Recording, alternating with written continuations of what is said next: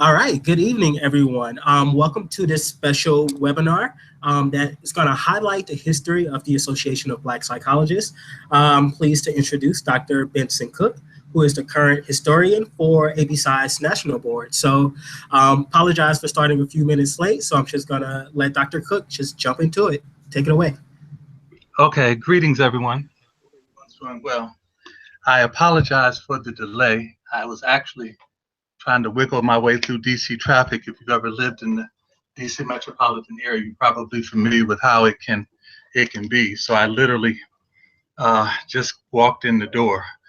I want to start off by just giving a little background about myself for those who may not be that familiar. First of all, sound check. Can you hear me okay? Yep, sounds good. Okay, good.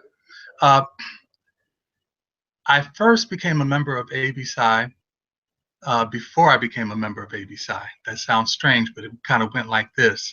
I had the good fortune of being a student at Morehouse College. And at that time, Naim Akbar, in his professorship and chair of the department, was someone who I was really inspired to pursue my undergraduate psychology major.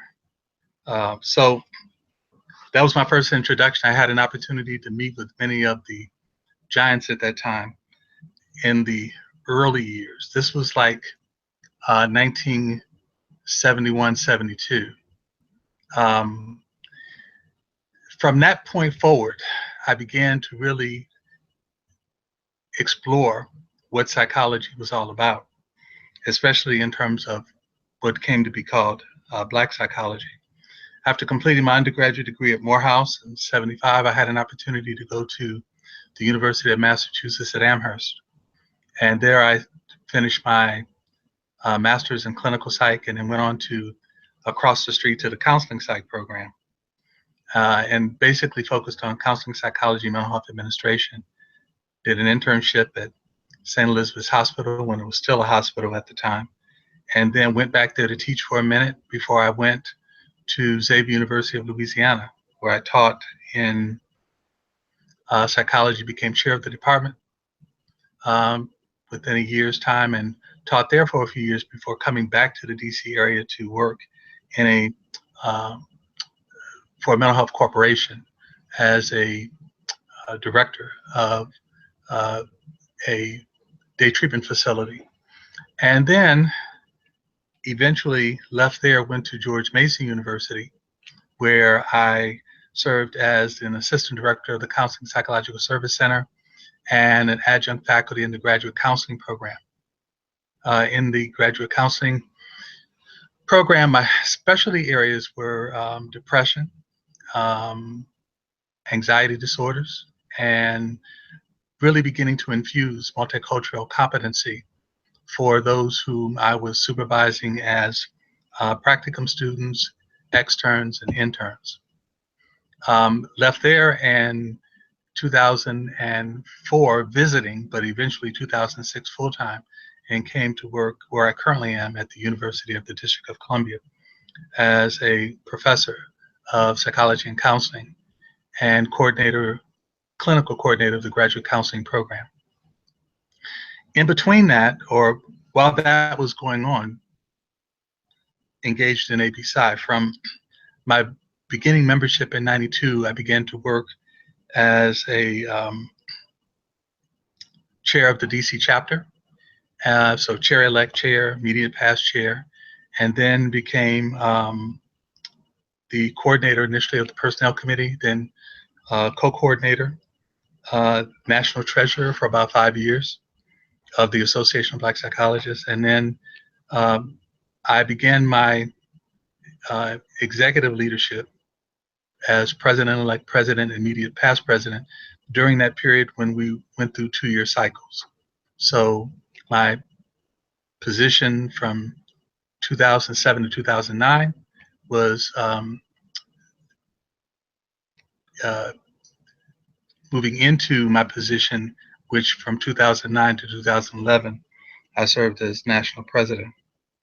So I share that part just to kind of give you a background into how I eventually began doing the historian work. I actually started doing the historian work, I would say, when I was a student at Morehouse. I became very interested in the beginnings of ABPsi, but I would say within the past 2 years, decided that it would really be great if we could put together a timeline that could kind of fit our upcoming 50th anniversary in 2018. So what I'm going to be sharing with you is some of that. Now, I had communicated early on that this is a work in progress, or I call it a work in motion, only in the sense that what you're going to be viewing today is about 90% completed, a 90% completion of what I hope to have completed by the time we move into our 50th anniversary year. And I think it's important as I begin this to say that there are 3 parts to it. The first part is just looking at the issues that I think were foundational to ABPsi's beginning. The second part, and that looks at us from a world perspective as African people. The second is looking at the impact of our sojourn here in America. And then the third part is the actual history itself. And one of the things that I found very, I think, defining about this is that there are aspects of our history that many people may not be that familiar with. But as I move into this, I hope to be able to explain why that is the case. So I'm going to be asking for the slide to move to the next slide. Okay, so the work of ABPsi, as I indicated, I think is grounded in the knowledge and understanding of Africa as a first world civilization. In that context, Africa is, of course, as you see on the slide, the birthplace of written language, philosophy, mathematics, engineering, architecture, science, technology, medicine, religious practice, literature, art, music, and other cultural contributions. And this is not something that is just an aspirational cliche. It is a fact born out of the historical evidence that can be found in fossil remains, archaeological remains, metallurgical remains, linguistic, oceanographic, navigational, epigraphic, pictorial, iconographic, botanical, cartographic, oral, and documented historical evidence. And I put this segment here because it's really important for us to be able to define our history, or as Sankofa talks about, going back to fetch something you lost, or knowing where you've been to know where you're going. And we're talking about going back 200,000 years, because it's critical for people to recognize that a slave wasn't brought out of Africa, but a man, a woman, and a child, people, human beings, were brought out of Africa. Out of Africa, having already established a rich historical legacy of contributions to what we call civilization. So if you look at this slide, you begin to also see that in the 1400s, the beginnings of Africans being taken out of Africa and brought initially to Europe and then throughout the rest of the world was started by the Portuguese. Now, let me just do a backdrop here. Slavery has existed, I think, since the beginning of time. I don't think I know. The kind of slavery that impacted African people was a very different kind, because it took away the culture. It took away those things that are part of culture, which is the language, the customs, the traditions, the practices, the beliefs, the name, the family. It broke up all of those really significant parts of who and what we are. And this is what ABPsi really is working with. So I wanted to begin the talking about the history by helping you to understand what we are trying to heal. We're not just trying to heal a people who live in the 21st century. We're trying to heal a people who have been impacted while living in the 21st century by a centuries-long period of oppression. You also see on here then the enslavement of Africans from the Dutch. And the picture I have there is Elmina. They call them castles, but they're actually forts, where many of our ancestors were brought from Africa to the Americas, to the Caribbean, to South America, and to other parts. Keeping in mind also, there was the part of the Arab slave trade that took people from Africa through the areas of the Middle East and Asia and the rest of the world. So you have many other European countries participating in the 15th and 19th century. And then, of course, America also during this period. And what oftentimes is called the slave trade routes, the triangular trade, that they're more recently trying to refer to it as. And it's important that we recognize that there are ongoing efforts to, in many ways, objectify the oppression of our people, which again has a psychological impact even today. And the one picture that's between the slave fort and the diagram of the routes of the slave trade is the door of no return. That is a part of Cape Coast Castle. So you have Elmina and Cape Coast, the two areas that a lot of people have opportunities to visit even today. So let's go to the next slide. Okay, so in many ways, as far as I see it, is having to work with a people who have been impacted from those who are engaged in hate to human trafficking to bondage. And I choose the word human trafficking here because that, I think, gives it a more realistic face in terms of the impact of what's happened. And that leads us to a struggle towards emotional emancipation. And this is what, for the past 3 years, of the Association of Black Psychologists and Community Healing Network have been working with in September at the Congressional Black Caucus. And we've had opportunities to have about 3 days of presentations where speakers are brought in from around the world, from the diaspora, the great spreading, to kind of talk about the Ma'afan experience and how it's affected us. I use the term Ma'afa to talk about the great disaster, the great destruction, the separating of us from the African continent. Here, what I've tried to do in this particular time frame is to bring it more to what happened in America.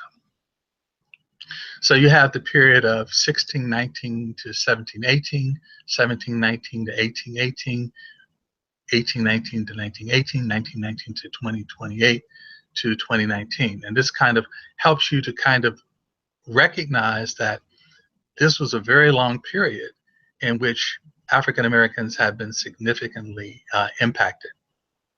One of the things that I think is critical here is to understand that in addition to looking at these as periods of centuries in terms of 100-year intervals, that you also recognize it in the context of generations.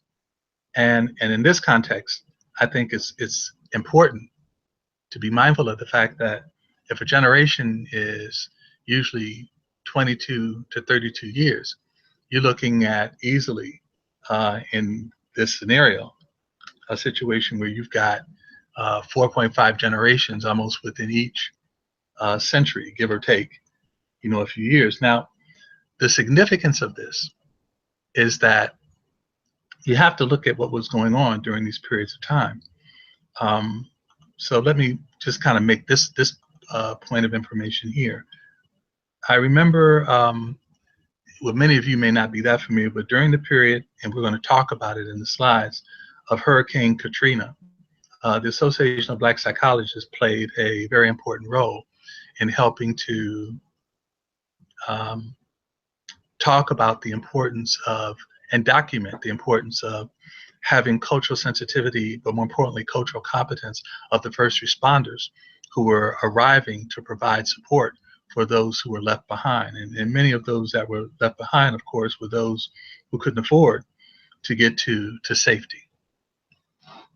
And I had an opportunity to work with both Dr. Kevin Coakley and Wade Nobles in putting together a document that was initially posted on our website and then eventually published in a paper presentation for a journal article and presented at several conferences. One of the conferences I had an opportunity to present at was the Disaster Relief Task Force with the American Psychological Association. And I'm bringing this up to make this point, that after the panel presentation was completed and I was walking down from the rostrum with a colleague of mine, one of our white colleagues from APA came up to me and said, so I hear, Dr. Cooke, that you belong to the Association of Black Psychologists. I said, sure. He said, well, if you belong to the Association of Black Psychologists, where's the Association of White Psychologists? I said, my white brother, this is it. Like, APA is for you all, created for you all, for you all. And you shouldn't be mad because I belong to the Association of Black Psychologists, not that I would care, but because there's always a need for us to define our reality in ways that you can't, and to be able to respond effectively to the issues that impact us in ways that you chose not to, meaning your association. And I then shared this with him, and this is the connection of the time frame that you see in the slide you're viewing, is that I said, imagine that there's a child, let's say an infant, who has either been physically abused, emotionally abused, sexually abused, but harmed. Would you agree that it's important to get them treatment? And he said, yes, I agree. It's important to get them treatment. I said, okay, and let's say that we wait for a matter of, like, not just minutes and hours, but days and weeks. What would be the impact? Well, the impact is that they will be traumatized, and clearly they'll be suffering from having been a victim. I said, okay. I said, and what would happen if we were slow to respond and they received no treatment and they were to grow up through adolescence and adulthood? He said, well, they would clearly probably exhibit dysfunctional behavior. I said, and what about relationships? Well, they clearly have patterns of dysfunctional relationships that would be a result of that trauma that was never resolved. I said, okay, so if we're in agreement of that, then what will we do about a people who, for the first 250 years, it was against the law to get any kind of help or support? And his response was, I never thought of that. So the Association of Black Psychologists, I believe, was an organization that actually began to create a framework for doing the work that really no one else outside of us could do for us, with us, that was by us. And so in that particular context, what you see here is the beginnings of a kind of an explanation. So for the first 100 years, of course, as enslaved Africans were introduced initially to Jamestown. And then, of course, you have the selling or distribution throughout the United States. Initially, a lot of people are not that familiar. It started in the North. New York used to be a place where slaves were sold, or enslaved Africans were. And then, of course, it went down. And another misnomer that really becomes important is on these ships, they were just taking adult men and adult women. But no, they were taking children. There's also a misnomer that on these ships, they just randomly captured people from different parts of the African continent and just brought them and dumped them wherever. And the reality is no. They were looking for people who had various skills. So those who could plant rice went to South Carolina. Those who could work in carpentry went to the places where they needed them. Those who could work in a variety of different skilled labor areas were brought to those areas, whether it was in South America or the Caribbean or Central America or North America or Canada, wherever they had to bring them, or Europe. That's what they did. So during that period of 1719 to 1880 was really a heyday where families were brought over individually or separately, and if they were brought over together, they separated them. They separated at birth the children, oftentimes from the mothers. Then they separated the husbands from their wives, the sisters from the brothers, the grandparents. And so we had to begin to find ways to kind of recreate a sense of family, a sense of community here in a foreign place. From 1819 to 1980, of course, you have another period where we are beginning to lead up to the Civil War in the United States, which is from 1861 to 1865. Of course, leading to the Emancipation from 1865, and of course, the Reconstruction era, and then Jim Crow. So there was this continual, perpetual period of oppression that continued. When you look at the period from 1919 to 2018 on this timeline, you see, Jim Crow, very strong. There was a lot of what was considered the convict leasing laws or the peonage laws, which is where a sheriff or a vigilante group could come up to anyone at any point in any place and basically put you on a chain gang, put you in a situation where the early corporations looking for people to farm out for jobs would basically find themselves working, not having broken any law at all, other than just being born of African descent. Of course, you have segregation being very powerful during this period of time, to the extent that even throughout the 20th century, you had presidential decrees that supported white privilege. When you look at the VA loans for housing, initially they were given to non-African Americans. At this period, you also have a series over a century of what were considered race riots. This is where prominent, successful towns that were occupied by predominant African American populations, with their own banks, with their own doctors, with their own lawyers, with their own schools, with their own businesses, were basically taken over, and the resources destroyed, and with no remuneration for those for whom properties and life was taken. So you have discrimination that is socioeconomic, educational, and in many instances political, that continues to have a profound impact up to now. Up to now, we talk about what's happened with Black Lives Matters, and it's really important for us to be able to define the importance of what Black Lives Matters mean. One just brief good example I heard is, if we were at a rally talking about breast cancer and somebody says, prostate cancer matters too, it does, but so does breast cancer, So it's really important that we frame the issues that impact our lives in ways that we understand it, and people who are impacted like us understand it, so that those who can be partners, if they choose to be, will be able to understand it. And that brings us then to the last part on this particular timeline, which talks about the work that we're doing. In defining our own reality in 2010, we recognized, in partnership with the Community Healing Network, that we had to create these emotional emancipation circles to be able to discuss the impact of the lies, so that we could begin to create a healing process for our people.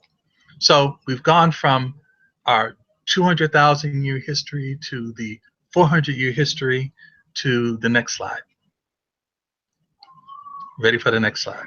Okay. Now, again, what I'm about to share with you now in terms of this next series of slides is not complete. So let me give you my vision here. It's a vision of being able to have a juxtaposition of historical events in America with historical events associated with the Association of Black Psychologists. While we were in 1968, I wanted to begin conversation by talking about some landmark issues that kind of, I think, were a catalyst for the birth of ABPsi. And it starts off with 1892, with APA being founded. APA was not concerned about Black folk. It was concerned about other folk. And so in that context, this was the beginning of people focusing on the mind, focusing on behavior that did not have our best interest. Starting in the period on this slide where I'm talking about 1938 on, I'm specifically going to highlight Supreme Court rulings. Not all of them, but a few. And when we get to, as I said, this is like 90% complete. By the time we get to the 50th anniversary, this is going to be much filled in and robust with issues that I think are relevant. Now, why am I looking at Supreme Court and other related executive orders as relevant? Because they pretty much define the reality of the society that we lived in from a socioeconomic perspective, from an educational perspective, and from a political perspective, which impacts us in terms of our psyche and defining who we are. So in this case, it also begins to point out the fact that some of the early inroads, which we're going to see later, that the Association of Black Psychologists had, were inroads that were in many instances at a level that impacted legal issues. Because by impacting that, we actually are engaged in issues of governance. And by being engaged in issues of governance, we ensure that we can spread the benefits of support for our people by first making it legal and then making it real. And that's something that was a part of the process of us gaining access. To some degree, we might call it freedom, but not a whole lot of that as much as access. And so you begin to see some of the early cases that occurred. So next slide. Okay.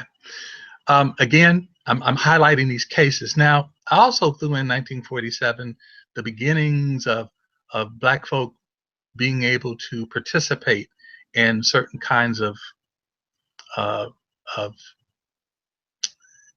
engagement. You know, that also has a role to play as well, meaning that nothing was ever handed to us. Everything was earned. The race was started with us being held behind for over 300 years.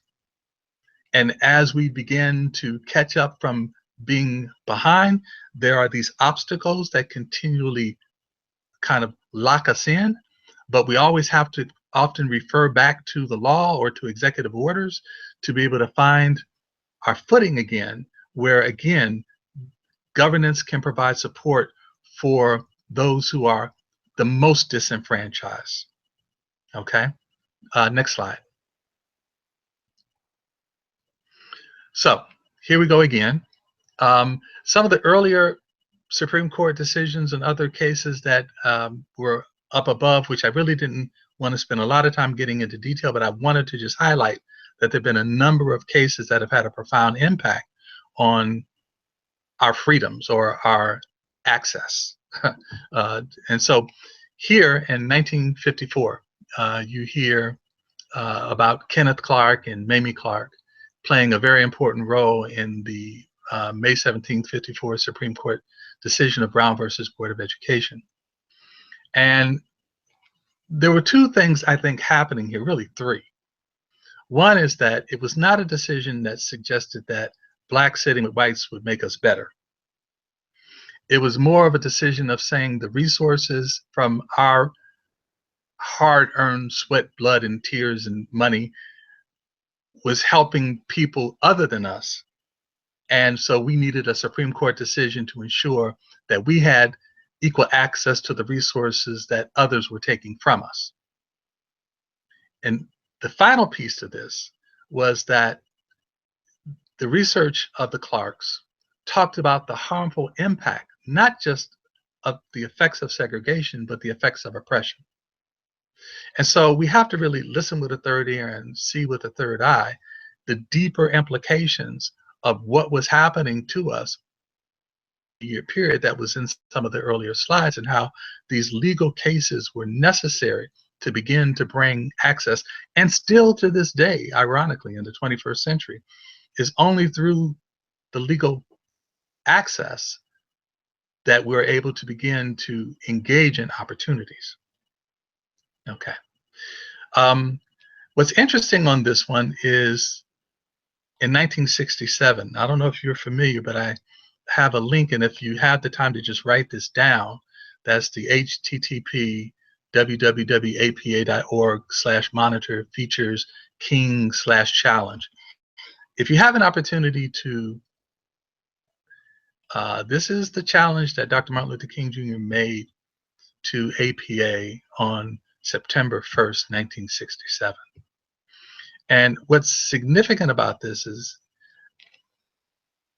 again, what became a catalyst for the members of APA who are African American to basically say, if you can't even accept the word of someone who is approaching you from a nonviolent perspective, to give a face of humanity to those who are struggling and suffering during the civil rights movement by speaking to the atrocities of racism, then we're going to have to define our own reality.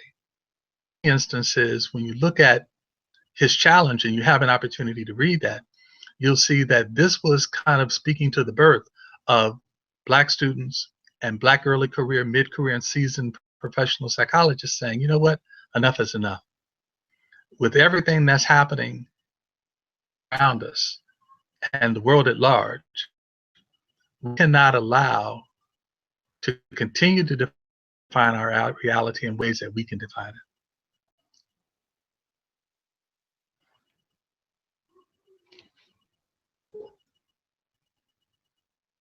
Next slide. Okay, so ironically, Kenneth Clark eventually becomes the president of APA from 1970 to 1971. Now, what's interesting about this is that when there's several books that I didn't get a chance to put them onto this, but I would definitely recommend reading. One of them is The History of the Association of Black Psychologists, Profiles of Outstanding Black Psychologists, that was written by Robert Williams. And after the slideshow, I'm gonna put them up so people can see them when you have a chance to look at the image of me talking. Not yet, but then. And I'll showcase several books that I think will be good compendiums for understanding the history of ABPsi. But this is a situation of someone who was, again, saying, well, go slow, don't create the Association of Black Psychologists, just wait and eventually we'll get to you. But it's ironic that even before us, there were a number of professional organizations that also came into. So you had the National Medical Association, the Association of Black Social Workers, and the list goes on. So whether it was medicine, dentistry, engineering, any other kind of social science, journalism, there are Black associations. And so you have to ask the question, why are all these Black associations in existence if the major professional identity associations, the first ones, the European white ones, were really about helping the Black ones? Well, again, pretty much the same reason ABPsi was created. So, next slide. Okay, and let's go to the next one, please. Again, this is information I'm going to be filling in. Okay, so I recently was working on a book that'll be coming out after June with colleagues, and it's looking at kind of like the socioeconomic, political factors that continue to impact us, and it calls for future research opportunities to begin to enlighten the public at large about what has happened and what needs to occur to create change. And in my research, I ran upon this particular quote, and it's really two quotes in one, that came out of a book called Remembering Jim Crow, African Americans Tell About Life in the Segregated South. And I want to read it. You can read it too, but I want to read it to you because I think it really begins to what it means to build for eternity. What is it that ABPsi is about? So it kind of goes like this. In order to maintain dominance, white needed more than statutes and signs that specify whites and Blacks only. They had to assert and reiterate Black inferiority with every word and gesture in every aspect of both public and private life. Noted theologian Howard Thurman dissected the anatomy of segregation with chilling precision in his classic 1965 book, The Luminous Darkness. white supremacist society must not only array all of the forces of legislation and law enforcement, he wrote, it must falsify the facts of history, tamper with the insights of religion and religious doctrine, editorialize and slant news and the printed word. And on top of that, it must keep separate schools, separate churches, separate graveyards, and separate public accommodations. All of this in order to freeze the place of the Negro in society and guarantee his basic immobility. This was but a partial indication of the high estimate that the white South placed on African Americans. Once again, to state it categorically, Thurman concludes, the measure of a man's estimate of your strength is the kind of weapons he feels that he must use in order to hold you fast in a prescribed place. And I think that the founders of ABPsi understood this fact in 1968 when they said, almost in the basic words of Fannie Lou Hamer, I'm sick and tired of being sick and tired, and formed the Association of Black Psychologists.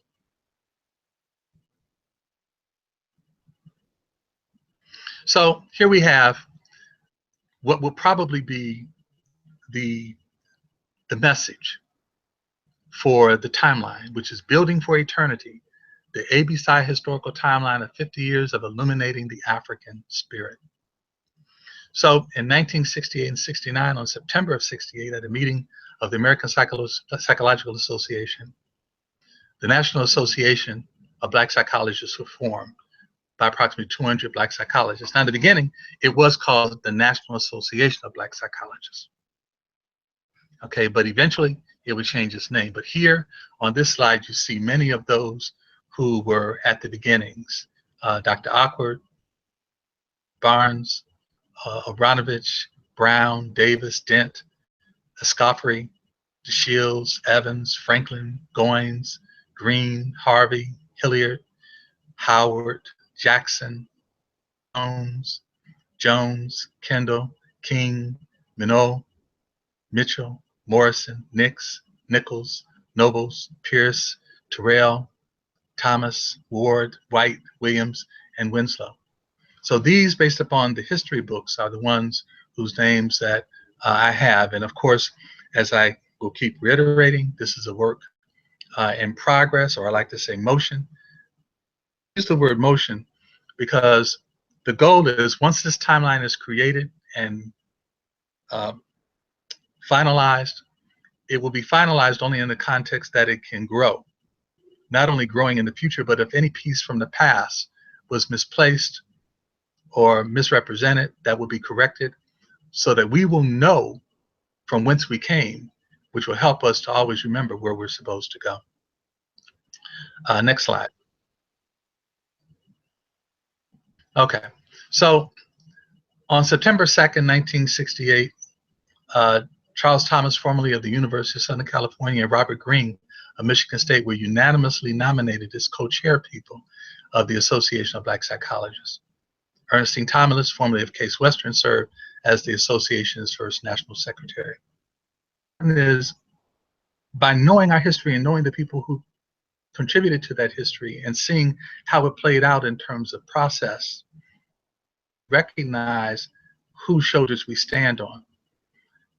I would dare say that those who were the early founders and leaders of ABPsi understood and recognized in their role, they were building for an eternity, not just building for a moment, but recognizing that in this movement, sacrifice would be needed to basically build this association up. So I want to make a point here. And sometimes I've had this opportunity to have conversations with former members, either student or professionals, at other conferences or conventions, and say, hey, how's everything going? They might say, and I'm asking them, well, everything's cool. Well, I mean, with ABPsi, I say, oh, ABPsi is strong. And they say, yeah, I don't know if I'm gonna come back. And I'm like, well, my brother or sister is your association. And I share that with you to say that ABPsi is what we make it.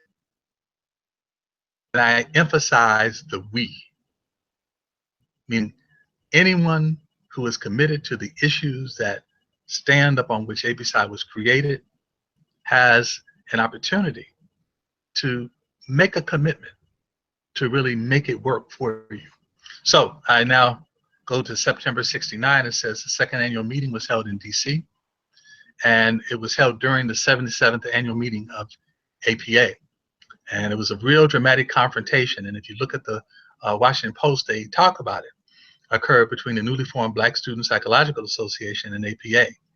As George Miller, president of APA, strode to the podium to present the presidential address, about 20 Black students, talk about Black Lives Matters, right, rose and walked to the stage and requested that they be allowed to address the audience. Following a brief presentation explaining the concern of the BSPA, the students requested a meeting with the APA Council of Representatives to enable a more detailed discussion of their concerns. And the following day, 24 students presented their 5-point statement. Next slide.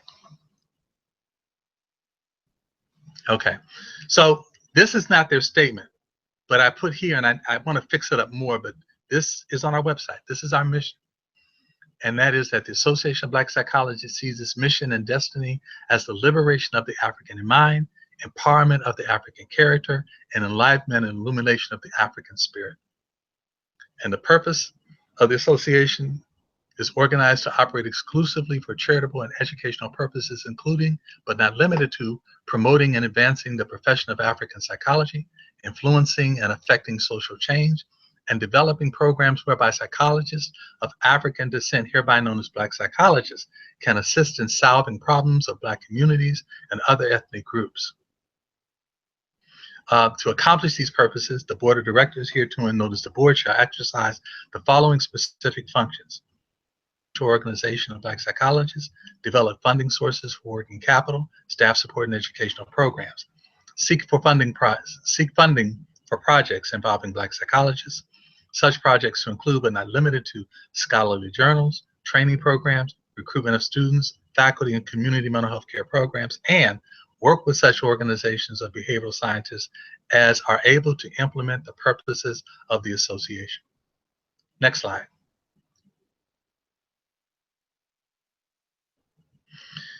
So in this timeline that I put together, I've also kind of identified the people who served within a decade.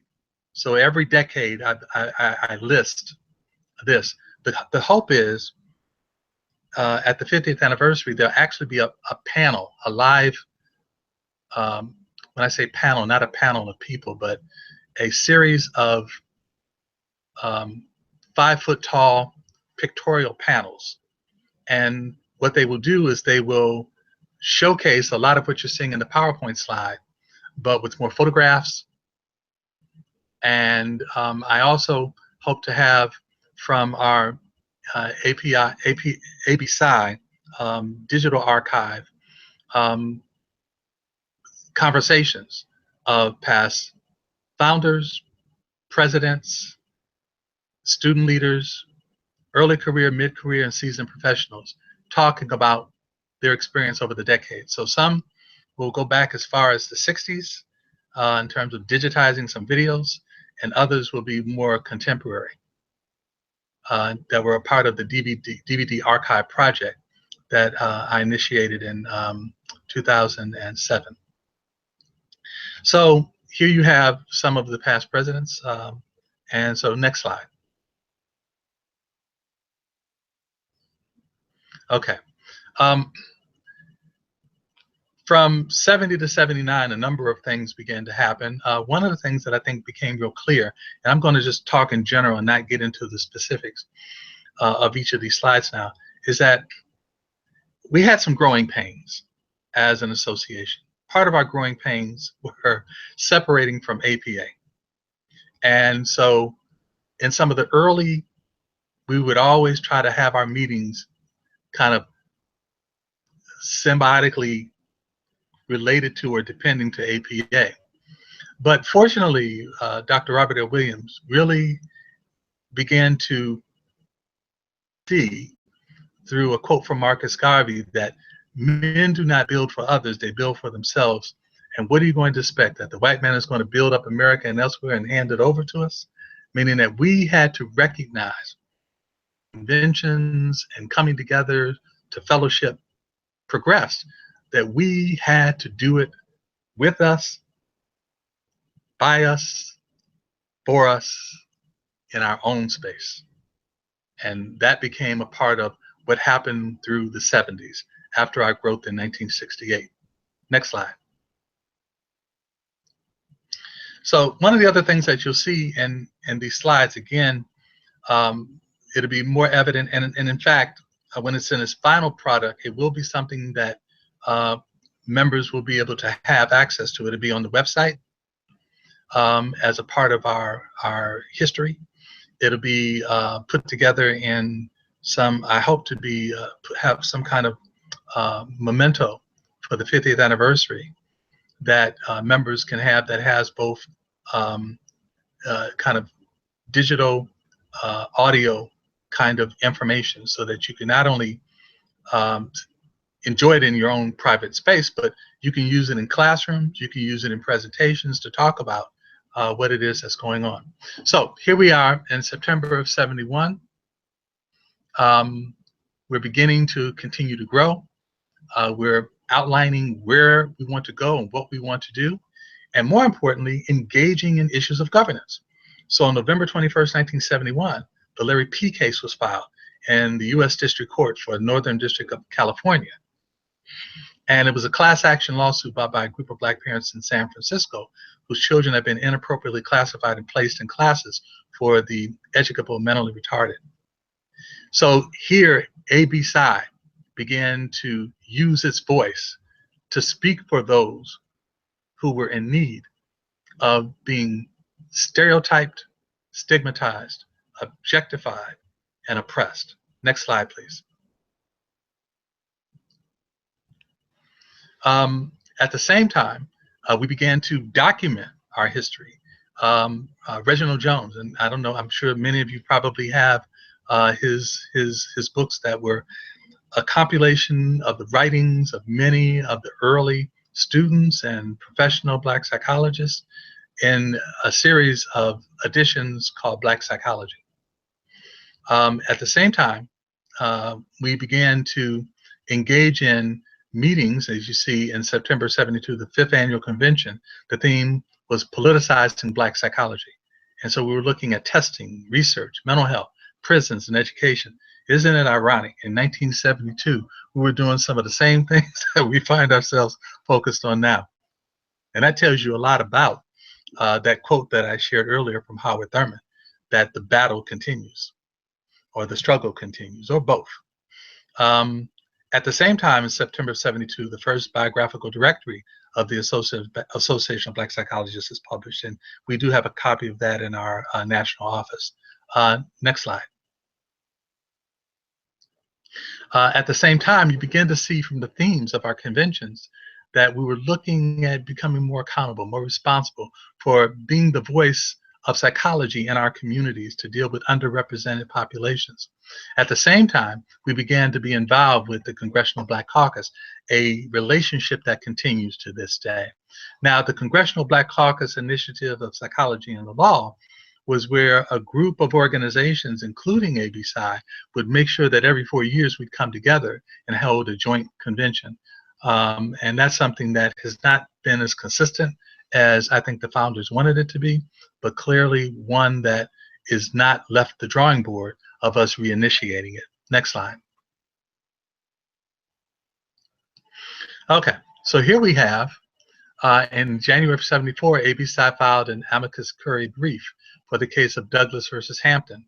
And in this particular case, it was a case concerned with discrimination resulting from the use of assessment instruments that prevented us from having access to housing.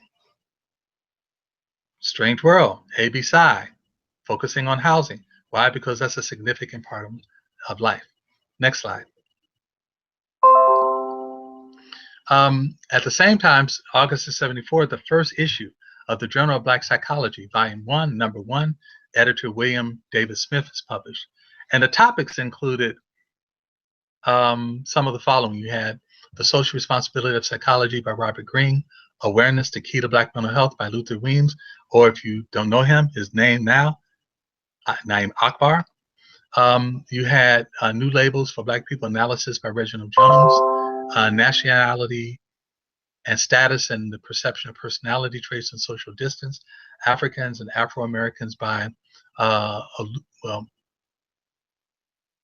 I'll do the last name so I won't mess up the first one, and Dolores Mack. And by the way, this was a period of transition in the 70s where many of us were coming into name changes, defining ourselves either based upon our religious practices and beliefs or our consciousness, African consciousness. Next slide. Okay, so again, I list all of the conventions so you can see kind of where we were. At the same time, in September of '74, representatives of ABPsi met with the NAACP education director for the purpose of strategizing to implement the standardized test moratorium. And so again, as psychologists, we recognize that a lot of these tests were being used against us as barriers. We started after they did in the race, but they wanted to use these different strategies to hold us back that were biased. And so we began to fight against that. The next slide.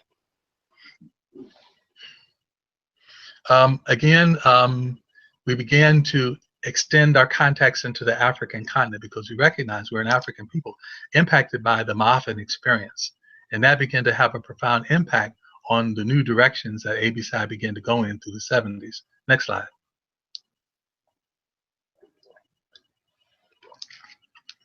At this point, in January of '75, ABPsi filed for tax exemption and were finally completed and filed with the Internal Revenue. Basically, this is moving us into becoming a 501c3, which I'm looking forward to the opportunity I'll have to do training with you all soon on what a 501c3 is. Not in this slide, though. Okay. And at the same time, we recognized that we needed to have the kind of organizational structure that would allow us to be expansive to the needs coast to coast and border to border for those who were students of Black psychology, as well as those who were professionals teaching those or working in the field, training those, or providing services, or engaged in research. Next slide. At the same time, we began to finally find our space. So in September of '76, the annual convention was held in Chicago. And this was the first convention where ABPsi no longer was trying to accommodate the time and location of APA. Yay! Coming into our own. Beautiful thing. At the same time, in March of '76, ABPsi provides expert testimony as to the deleterious effect of conditions of the San Quentin Adjustment Center on Black inmates in the Spain versus Peculiar case in San Francisco. At the same time, March '76, ABPsi filed an amicus curiae brief with the U.S. Supreme Court supporting a petition for rehearing of the Legion versus Webner case, Weinberger case, my apologies. This brief highlighted the gross inequities in the Medicare and Medicaid coverage that imposes limitations on medical and mental health care for large numbers of Black patients in public mental hospitals. Because as they used to say back in the day, when white America has a cold, Black America has pneumonia. And so clearly, ABPsi is on the case. Next slide. Again, listing some of our conventions at the same time. And October 11th of '77, see, it takes a while for many of these cases. Going back to the Larry P. case, the trial begins, and the final arguments are heard on May 30th of '78. And among the witnesses for the plaintiffs were ABPsi members Dr. Asa Hilliard, Reginald Jones, Gerald West, William Pierce, Harold Dent, and other expert witnesses called by the plaintiffs to basically support this. Next slide. So during this particular decade period, you have the following presidents. And I'll just let you read their names. Now, one thing you will note, Ruth King is listed twice. That's not a typo. She was president in 76 to 77, but the next person who was going to be coming to the presidency was not able to. He passed away, and the consequence of that was that she then took on that responsibility, again talking about the importance of service, and in doing so really helped make a difference. Movement of ABPsi. Next slide. So here we have that began to be created. I mean, in the 80s, we're growing, we're developing, we're moving forward. At the same time, we have to begin to establish ourselves in a variety of ways, including in January of 1983, we're named Akbar Wade Noble's author, ABPsi's Ethical Standards for Black Psychologists, which addresses the 8 standards of responsibility, restraint, respect, reciprocity, commitment, cooperativeness, courage, and accountability. And notes, only persons of African descent who are completely committed to no less than the absolute liberation of the Black mind shall be recognized as legitimate Black psychologists. Okay, next slide. So this slide basically begins to kind of give you a sense of the places where ABPsi would meet. Typically, what we were doing during this particular period was wherever there was a strong chapter, to help build that chapter up by having a convention in that location as a way of helping to ensure that became aware of our ability to provide support for them, and we could build the chapters at the same time, therefore building the regions. Next slide. And so we come to another period, a decade of presidents, and you begin to see name change here again. Joseph Baldwin, who we now, and many of you have only known him as Kobe Kambon, is one of the presidents there. Okay, next slide.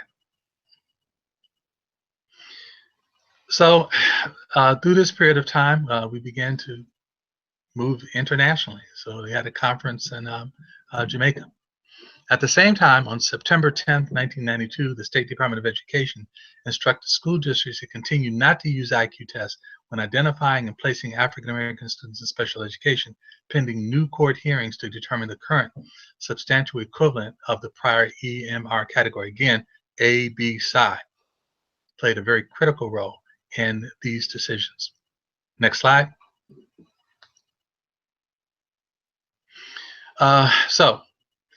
This is interesting. On September of '92, ABPsi was interviewed by the New York Times concerning the role of NIH in research on tying genes to crime. And below were some of the excerpts, of an article that was written, U.S. puts a halt to tying genes to crime. And it was 1992 at that particular time, faced with complaints of veiled racism. NIH withdrew financing of an academic conference on the search for genetic basis of criminal behavior, forcing its indefinite postponement.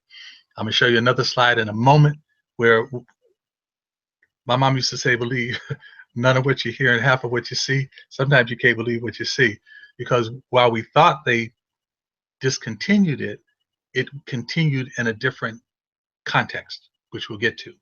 So the federal agency which oversees government spending said it was withdrawing $78,000 grant that organizers of the talks had made and justified leaps in linking crime to genetics. And in an interview at that time in '92, the then president, Dr. Maisha Hamilton Bennett, said that research into genetic predispositions to crime and the agenda of conference were a blatant form of stereotyping and racism, adding, "It is the control of people under the guise of mental health treatment. The research is not credible." That's absolutely true. But those who wanted to do it were not in any way stopped. They continued it in a different context. Next slide. So this was where we again were able to go to Toronto, Canada. Now I want to say this was a period where ABPsi had made a decision that we were going to, for up until the year 2000, every conference was going to be in a city that played an important role with our sojourn to freedom through the Underground Railway. But at the same time, places that may not be directly connected, but indirectly important to that historical timeline of our history as an enslaved people seeking freedom. Same time, in 1993 of August, the Association of Black Psychologists Student Circle, formerly the Student Division, is organized. At the same time, the Association of Black Psychologists is awarded a 5-year National Minority Organization HIV/STD Prevention Technical Assistance Project Grant from the Centers for Disease Control and Prevention. And one of the things that you'll see is I've identified the people that I'm aware of on this, and I have some question marks at the end, because I think I have all the key people in here, but again, this is a work in motion and progress. Use both. The question marks refer to the possibility that there's a piece that Dr. Fred Phillips played, and I want to get clarity on that. So I haven't had a chance to really talk with him, but by the time this is ready for the 50th anniversary, it will be complete. Next slide.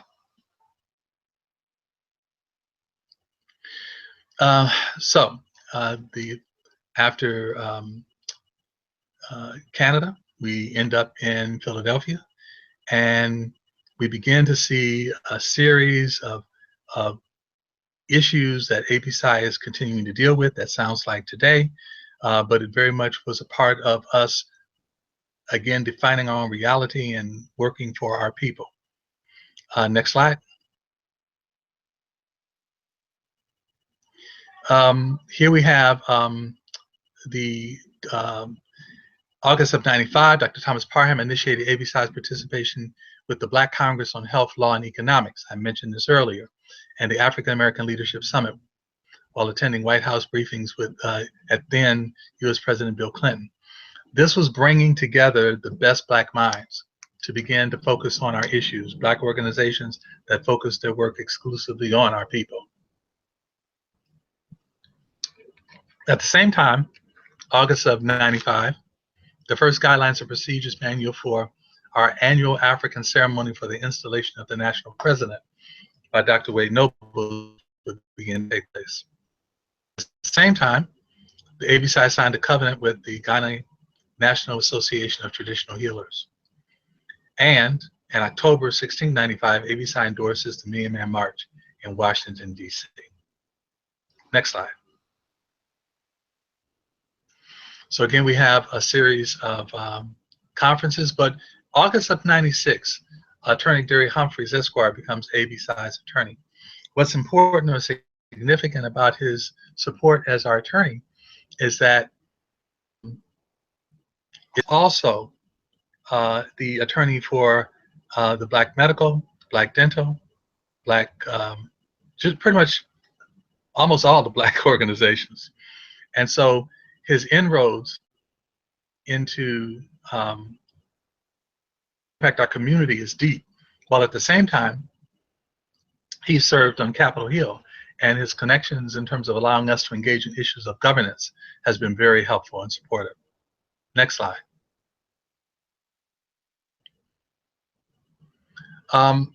So here we have a historic gathering of nearly 300 psychologists, psychiatrists, and so forth on a symposium on IQ testing of African Americans. And this was very critical because now we're beginning to not only meet, but we're mapping out in writing the outcome of our research and our best practice. Next slide. So now we have, during this particular decade, all of those who served as president. Okay, and we'll go to the next one. Next slide. Okay, and again, we see in 2000, we finally made it to Africa, and this was a journey I had the fortune of being able to be with. And my goodness, we had, I think, maybe close to 400 or 500 people who went on this trip, and it was just amazing, an amazing experience. in Ghana, West Africa for ABPsi. What happens when we came back in terms of conferences. And next slide. Okay. I'll just sum this up. There's a lot here. Of the timeline is to really inform. 2004, ABPsi joined this organization called the National African American Drug Policy Coalition, called NAPDC. And what's really important about this is that we basically are in a coalition with 23 other organizations to this date.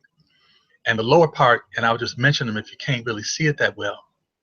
Charter members are National Bar Association, Black Social Workers, Howard University Law School, Congressional Black Caucus, National Dental, National Black Caucus of State Legislators, Association of Black Sociologists, National Black Nurses, and the list goes on. I mean, it's just an amazing list of people who are doing the work, even Black psychiatrists. So, and it's growing. This is, I need to update this as well.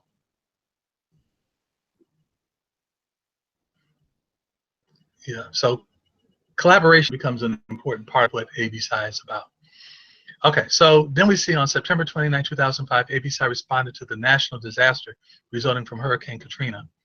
And Dr. Kevin Cooke, myself, Wade Nobles released a paper on the ABPsi website titled Guidelines for Providing Culturally Appropriate Services for People of African Ancestry, exposed to the trauma of Hurricane Katrina on behalf of the ABPsi. Now this was printed in March of 2000. It was on our website immediately. And then in 2006, APA Communique had an issue titled Hurricane Katrina Multicultural Disaster. And this was later put together, not from APA, but from into a journal article. So it was myself, Kevin Cooke, Dr. Lisa T. Moon, and Dr. Skylar C. Webb. Cultural competence and theory and practice following Hurricane Katrina, culturally appropriate therapeutic responses to disaster relief, in the Journal of Race and Policy. At the same time, Drs. Robert Atwell and myself presented the ABPsi on the National Disaster Relief Task Force sponsored by APA in San Francisco.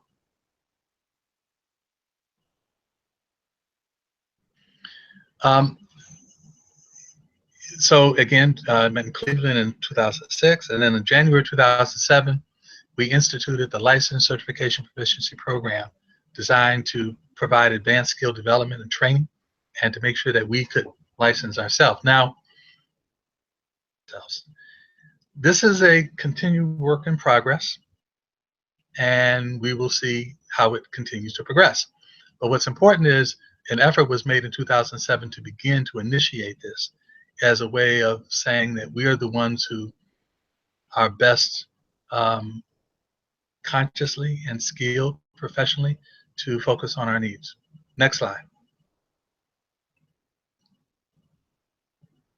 This kind of gets more into what the certification is all about, and I'm going to skip this for now. Next slide. And same thing, skip that. Next slide. Okay, so then we come and we see that 2007, 2008, this is the book I mentioned to you that becomes a really good read for anyone who wants to understand the history of ABPsi. And this is the one by Robert A. Williams titled History of the Association of Black Psychologists, Profiles of Outstanding Black Psychologists. And next slide. These were the presidents during this particular period of time. And of course, the asterisk represents those who are now ancestors.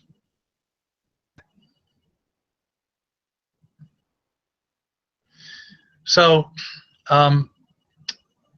what became important during this period is, as in 2005 and 6 and 7, we were recognizing we could deal with disasters ourselves. In January 2012, ABPsi task force reached out to Haiti, and basically the co-chairs, Dr. Ghislaine Mariette, Dr. Mary Hargrove, and Wade Nobles, became an important part of that, along with a couple of other who actually had an opportunity to go and do work in Haiti. At the same time, under the guidance of Dr. Cheryl Tawiti Grills, in January 14, 2010, the first African Centered Reentry Program, African Centered Reentry, convening took place in Los Angeles, California. And it was an opportunity to begin to look at the work ABPsi was beginning to formulate in the prison system, to begin to provide the kind of support proactively and preventively before people get in, making sure that once they got out, they wouldn't go back, and at the same time providing support to ensure they didn't go in. So ABPsi playing a very critical role at that particular point. And if you look at some of the issues of the psych discourse during this time, you'll see a lot of this. Next slide.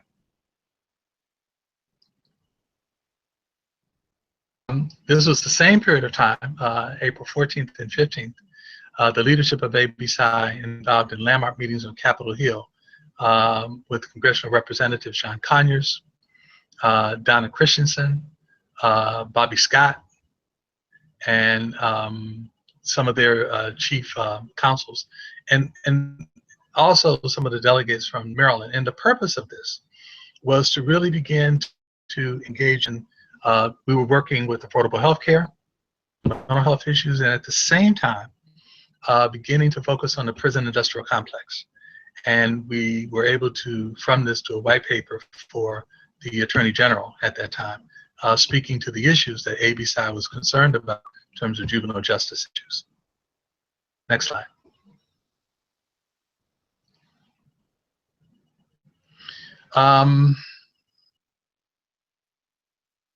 We were also at this point beginning to have an input, as I said before, with the Congressional Black Caucus in terms of issues of governance. So some of this is kind of the same. Next slide.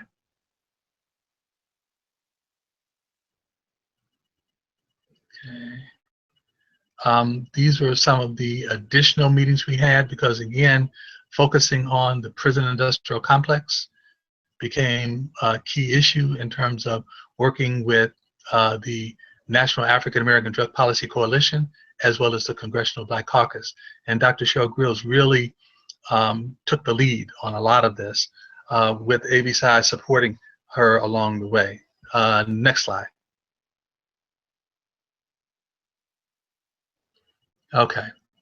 Now, I mentioned to you earlier about the article that came out in 1992 in the New York Times. Well, in 2011, article came out, and it said, "Genetic Basis for Crime, A New Look." Without reading this, in essence, what happened is that the work that we thought was not funded was funded. The people who we thought were disinterested were more interested. And so they continued the work to suggest that African Americans were somehow predisposed to criminal behavior. The consequence was that when the article came out, at that time, I was serving as national president, and based upon the work that I had been working with Dr. Grills and other ABPsi members on around the prison industrial complex and juvenile justice issues and the like, accepted the role of speaking on behalf of ABPsi on National Public Radio, Diane Rehm Show. The program was Genetics and Criminal Behavior, the ethical and political implications. If you Google it, you can listen to that past episode. What was important about it was they were trying to press this idea, which they didn't have success, and a lot of it centered around the research. When I asked the question of John Lobb, who was at that time director of the Justice Institute and the winner of the Stockholm Prize in Criminology. He said, from black folk in prison. I said, well, did it occur to you that we are disproportionately incarcerated? And I quote, is that, you know, we're living in a post-racial world and you have a black president, which of course didn't get it with me. So the point is that it became important at that time to recognize that even though we are trained in psychology and not genetics, that we pay attention to what geneticists are doing so that our voice can be discussing issues that could potentially impact us from a eugenics perspective, pseudoscience perspective, not evidence-based at all. Okay, next slide.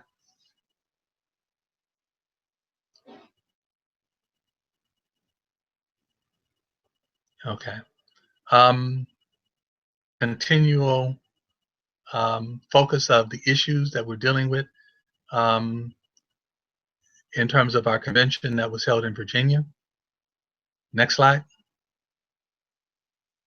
We also began to go after more grants again. So we see in National Alliance of Faith and Justice, 2011-2013, $100,000 scope of the work program evaluation, pre and post test data collection evaluation.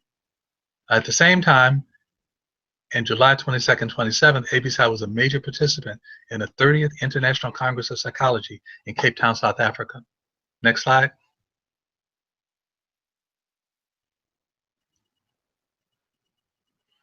Okay, so in 2013, ABPsi filed an amicus brief with the U.S. Court of Appeals of the 3rd District. And this was basically, again, dealing with educational decision makers, you know, special education and middle education of African children. And Jamila Covington and Halford Fairchild, for the most part, were members participating in this, this amicus brief on the U.S. Court of Appeals. Again, ABPsi is engaged and involved. Next slide.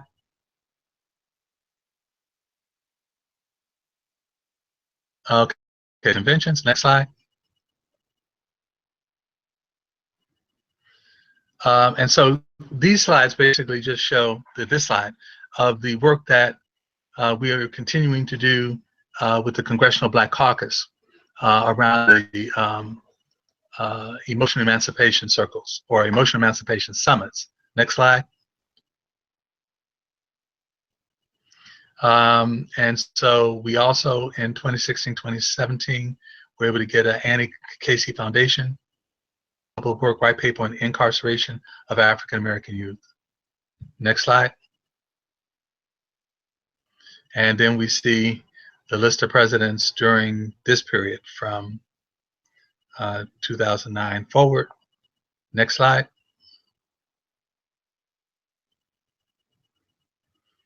And this is the same thing about the summits. Right. Okay, next slide.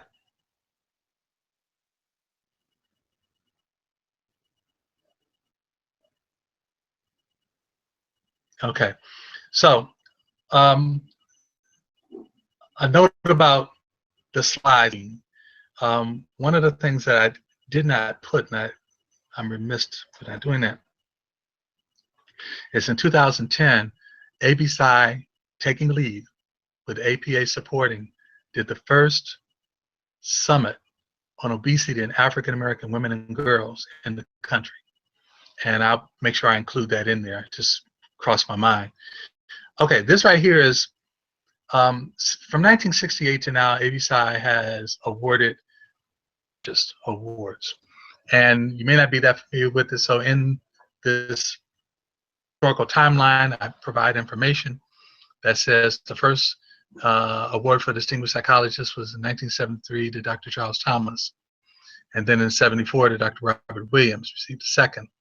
The award was discontinued for a few years and reinstated. Of the award, basically have a significant record of outstanding research and service to the African American communities.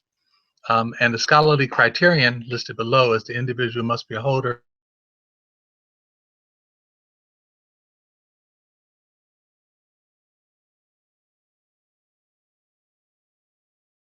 minimum of litigation, including membership with the association, must have a significant contribution to the African psychology, the ABPsi, or the African community at large, must have demonstrated performance over the years which exemplifies the professional and ethical standards of ABPsi, and must have contributed significantly to advancing knowledge in general. And of course, the references from where that came from below. Next slide.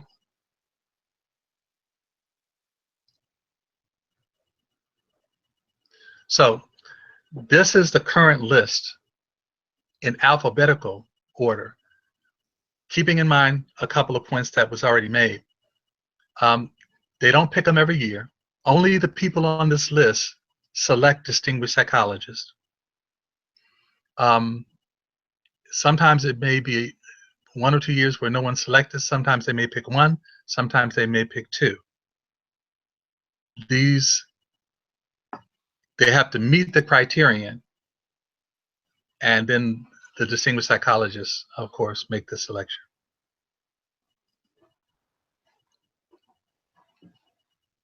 Now, this is totally incomplete, but this is where I want to go. I want to be able to talk about concepts related to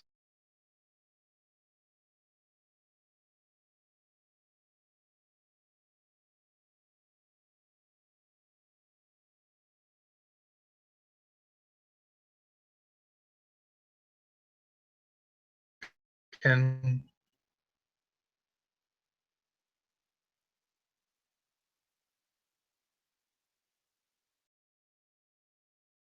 together.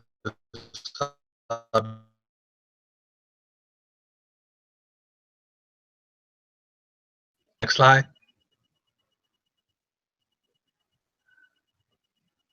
Okay, here, this will be changing too. I want to talk about ABPsi strategic partnerships.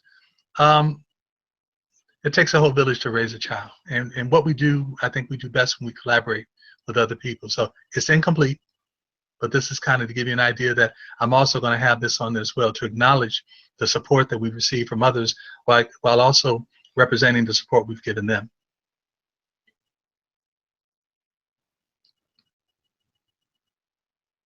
Okay, these are just some of the references.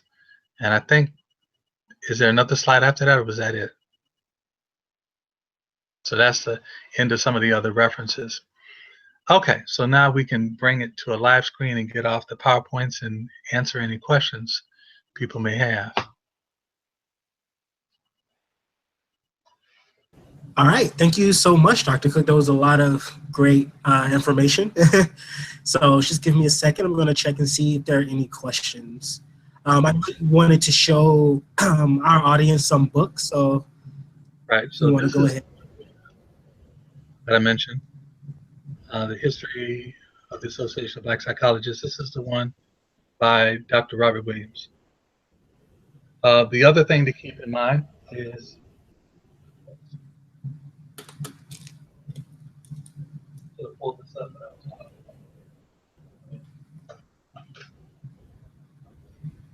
this is hard to see it. This way.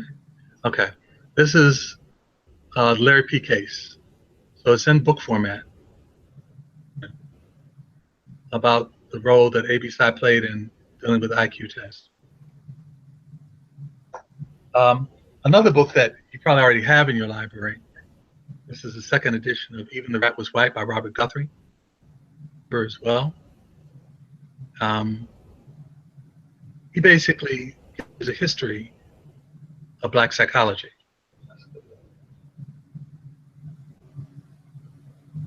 This was volume 34, number 3 of the Journal of Black Psychology, August 2008. This was the 40th anniversary issue.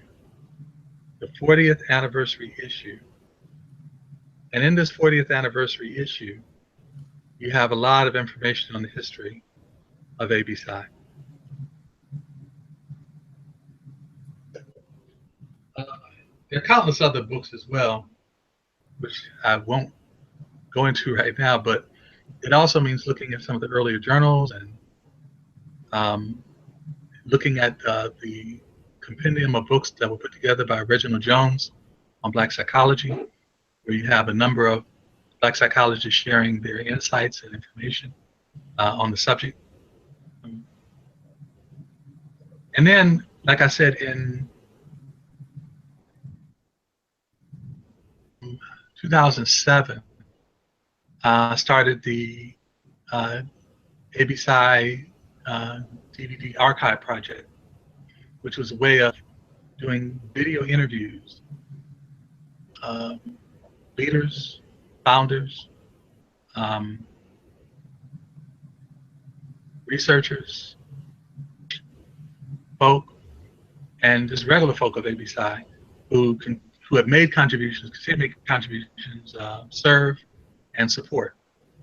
And that, coupled with a lot of other videos that Have Fairchild had, the goal was to be able to have a library of our history that could be seen through the images of people presenting and talking on life story, or talking about their research, or talking about their teaching methodology, or talking about their work with clients, or whatever would help to raise our level of consciousness about the impact of the Association of Black Psychology. Okay, so we have one question that came through. So someone said, you highlighted the activities of ABPsi, but can you speak to the philosophical underpinnings of the association? And you sort of touched on this when you read the mission statement and ethical statement by Nobles et al. Okay. I guess, simply put, I would say that, so let me, okay, I want to make sure I got the question exactly. Give me the question one more time. So basically the question is, what are the philosophical underpinnings of the association?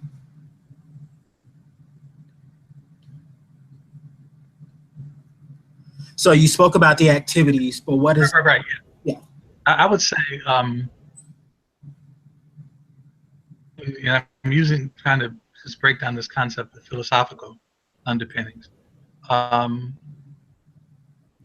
Bring a value, an axiological value to what Black life is, to epistemologically define what it is. Like, how do we know, knowing what we know? Again, using the word philosophically. So for the value part, it's understanding what culture is, and implementing in our studies of Black psychology, in our research of Black psychology, in our engagement in helping others with Black psychology, that we value the essence of what it means to be African. And in that context, studying our historical legacy, part of that philosophy, so that when you look at the works that evolved in Reginald Jones' Black psychology, as referring to the work as Black psychology, but then it begins to go through a transformation of being called African psychology, recognizing that we come from a rich historical legacy that must be cases better understood by being uncovered. So it talks about the enlivenment of the spirit. When I talk to students about psychology, if you break down the etymology of the word, ology, logos, the study of what? Psyche, the Greek, basically referring to the soul, the spirit, and the mind. Think about the essence of who we are in spirit that we need to understand. When we begin to look at the African ethos for understanding and valuing who we are, it basically ends up engaging us in a discussion about the spirit. So when we're looking at engaging in treatment from an African perspective, we're really talking about healing at every aspect. I can give is that my specialty is clinical depression. I've engaged in a study over the past 5 years of gene expression referred to as epigenomics. So what that means, in a nutshell, to answer this question, is that healing looks at not only health factors and social factors at critical developmental periods that impact the psychology of a person, but it's understanding how of the spirit that shapes our psychology, our physiological being, operates not only at a biological level, at a neurochemical level, but also at a genetic level. And so, in that sense, I think as African psychologists, we're limited to just looking at constructs in psychology, but in many instances, we become like social engineers.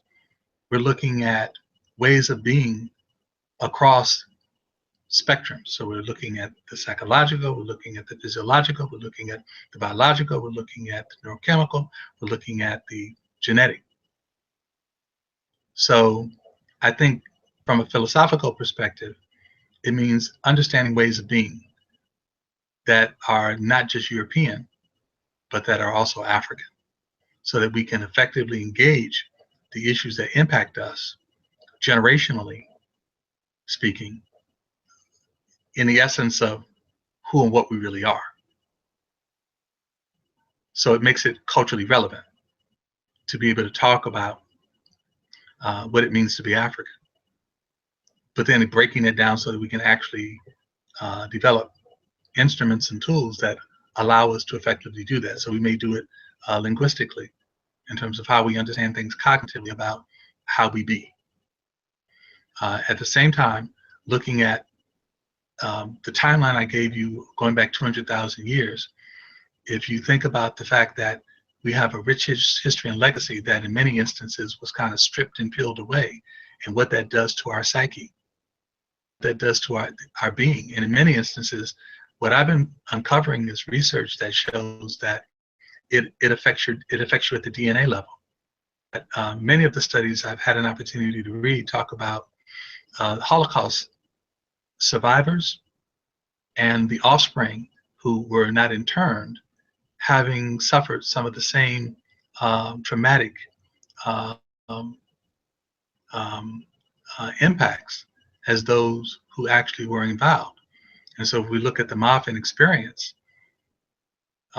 it's easy to begin to understand that we have to not only treat in terms of for what one presents in 2017, but also understand that they may have been impacted at a genetic level, generations. And so the healing process has to heal all of that, which is why the emotional emancipation circles are so important.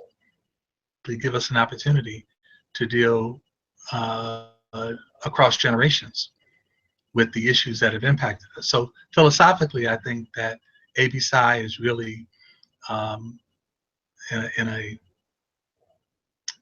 position to provide the kind of psychological, biological, genetic support that is going to be essential in helping us to effectively manage the impact of the things that have occurred in our history. I hope that helps. No, I'm pretty sure it did. So, Dr. Cooke, we have a few more questions, but in the interest of time, I'm wondering how many questions do you think you would like to take, or if you would like me to send other questions to your email? Whatever works for you. I'll try to be shorter in my answers. Okay, so we'll do a couple more quick questions, and then we'll wrap it up. All right, so one person asked, is there a difference between African-American psychologists, Black psychologists, and an African psychologist? I said I'd be quick, didn't I? Oh God, I think it's a lot of it's semantics to a degree. In other words, First, we were considered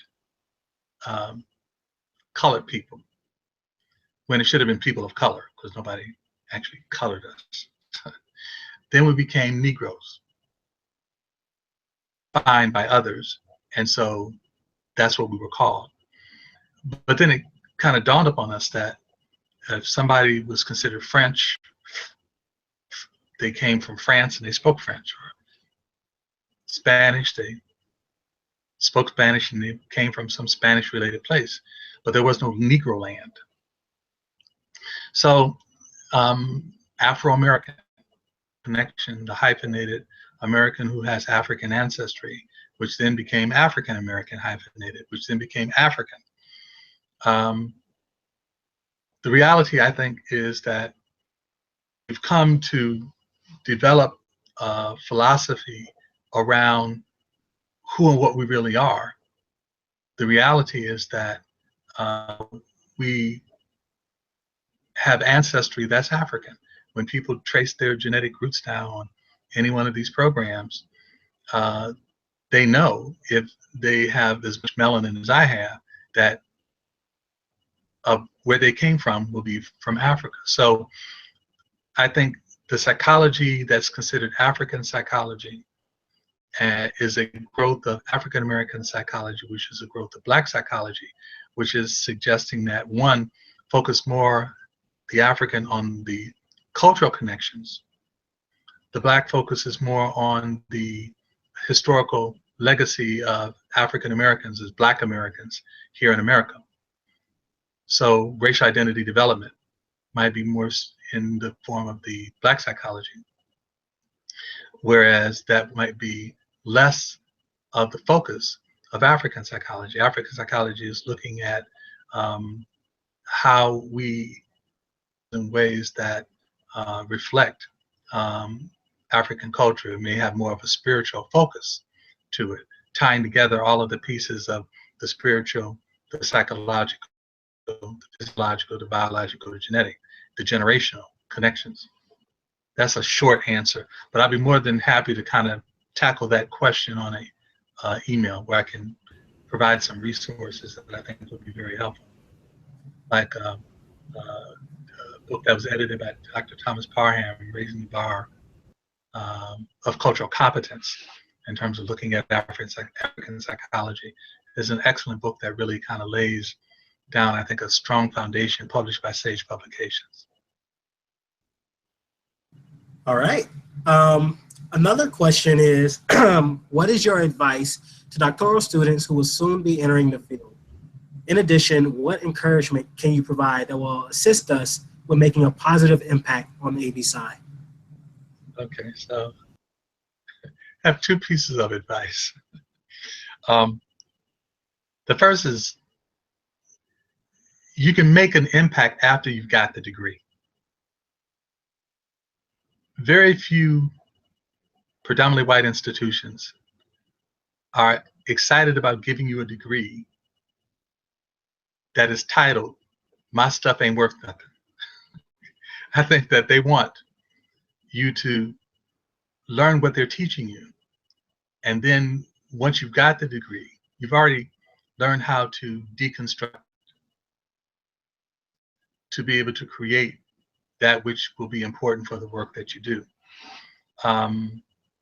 I have students that I've provided a jegnership or mentoring to, and I've said to them, think about it this way. The process of getting your degree is like you are for free in a car, and you've got to listen to the driver's music. You got to deal with the temperature of the car. You got to deal with the driving skills. But your goal is to get from point A to point B. Engage in whatever is necessary from no degree to the doctorate degree. Then once you get to that point, then they pull the car over, and then you could tell them about how much you didn't like the temperature of the car, you didn't like the music of the car, the way that they drive it. But while you're going from point A to B, that paper, you know, and then you can do all of the magic you want to do after that, but it's to focus on putting more of us in terms of consciousness now in a position of being able to help those who see themselves as not having a voice and relying on us, who basically stand on the shoulders of those who came before us to do the work. It's a lot of work to be done and not a whole lot of us to do it. So the goal is you can get the credentials to be able to do the work that needs to be done. And at the same time, in your part-time, read. And that's what I love about ABPsi. Reading and different sessions and learning what people have to say and fellowshipping with them. And I think all of that becomes an important part of, building, your library. All right, and one last question to kind of follow up with that. Do you have any good resources on the Afrocentric paradigm or resources related to Afrocentric paradigm? Yeah, I got a whole library. Yeah, so here's what I'll do. And again, this was an opportunity, and I feel blessed to have had this opportunity too, to kind of share with you what I think a timeline for those who may not have envisioned ABPsi doing as much. A bibliography, a very extensive one, because a lot of what I shared came from multiple sources. So that in addition to the sources of the information that I placed, there's information not related to ABPsi, but related to Black or African American psychology that is just as important to review. That information as well, so that there'll be a list of books, book chapters, journal articles, maybe even some links to various interviews that others have done that I think are critically important to being foundational for understanding the work that we do or the work that you are going to do as early career professionals, so that we can begin to really to see that ABPsi is yours. It doesn't belong to anybody else. It belongs to you to do with as the founders have instructed us to do, which is the mission and vision statement, to ensure that generations will be able to have the benefits that you have of the consciousness of those who have contributed to the association. All right, thank you so much. So in the interest of time, we're gonna stop it there. Dr. Cooke, a lot of great information, great discussion. There are some questions that we weren't able to get to, so how can people reach out to you to ask these questions? They can email me. If you go to the ABPsi website and you look at the board, the national board has the email link, just click that, send me an email, and I'll respond. All right, great. Any closing comments? The only closing comment I think is, well, I'm gonna do a poem. Okay. This is one I love, and it's one that's guided me when I was at Morehouse my freshman year. I had a chance to travel, and we had to pick a poem, and I picked this one. I selected it, and it's anonymous. It was a favorite of Dr. Benjamin E. Mays. It can be as much of a guiding force for you as it's been for me. And it's called God's Minute. Only 60 seconds in it. Forced upon me, can't refuse it. Didn't seek it, didn't choose it. But it's up to me to use it. I must suffer if I lose it. Give account if I abuse it. It's a tiny little minute, but eternity is in it. And so the question becomes, what are you going to do with that opportunity to grab a hold of eternity? And how can you use it to not only continue to shape your life in terms of fulfilling the purpose for which we're born, but to be the lives of others who need that support and need someone to help them recognize that they too. All right, can't think of a better way to end it. Good night, everyone. Thank you for tuning in.